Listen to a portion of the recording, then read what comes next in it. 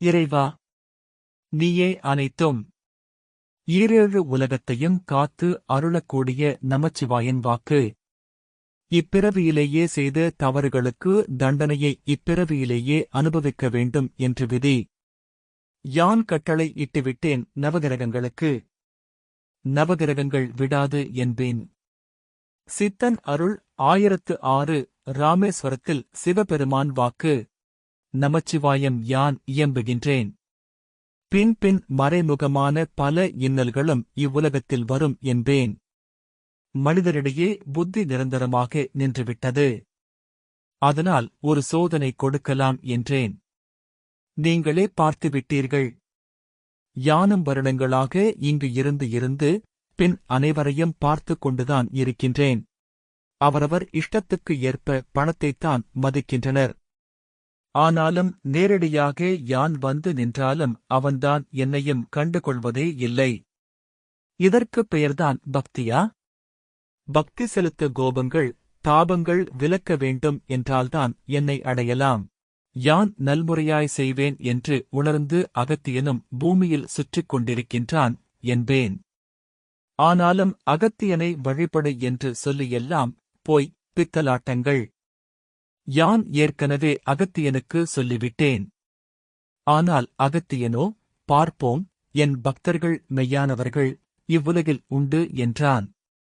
ஆனாலும் ஒவ்வொரு இடத்திலும் பார்த்தால் ஐயோ என்கிற நிலைமை அவந்தனுக்கு தோன்றுகின்றது. சிவனே, அப்பனே என்றெல்லாம் என்னை பூ உலகிலிருந்து அழைக்கின்றான். ஆனாலும் பார்ப்போம் என்றுதான் உலா வந்து கொண்டிருக்கின்றான் அகத்தியனும். ஆனாலும் எவை என்றும் எதனை என்றும் மனிதனே தன் இனத்தை கீழ்ப்படுத்துவான் என்பேன். மனிதனின் புத்திகள் மாறும் இனிமேலும். ஆனாலும் ஒழுங்காக செயல்படமாட்டான். மனிதரும் இவை எவை என்று தெரியாமல் வாழ்வார்கள். இதனைக் கண்டு யான் எத்தனை நாட்கள் பொறுத்திருப்பது? என் இடத்திலே வந்து கூட சில கேள்விகள் கேட்கின்றனர். ஆனாலும் ஒருவர் கூட என்னை வேண்டும் என்று கேட்பதில்லை. ஒரு இல்லோன் கூட இங்கு வந்து நிம்மதியாக வழிபட அனுமதிப்பதில்லை. அன்பை அன்றி வேறு ஒன்றை யாங்கள் எதிர்பார்ப்பதில்லை.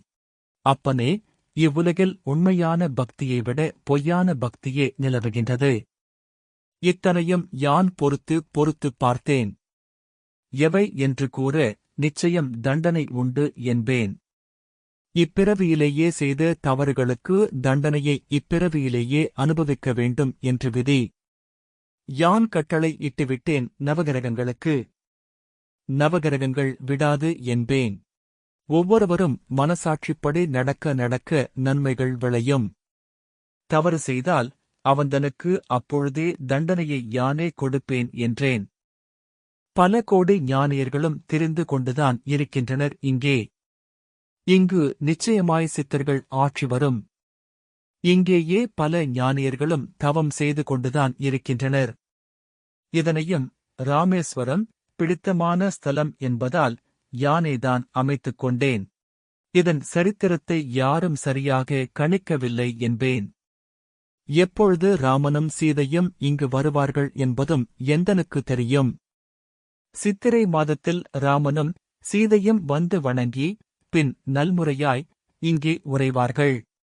ராமனுக்கு விடிவுகாலம் இங்கிருந்துதான் ஏற்பட்டது என்பேன். எமது ஆசிகள் அனைவருக்கும் உண்டு. ஓம் அன்னை ஸ்ரீ லோபாமுத்ரா உடனுரை தந்தை அகத்திய மாமுனிவர் திருவடிகளில் சமர்ப்பணம். சர்வம் சிவார்ப்பணம்.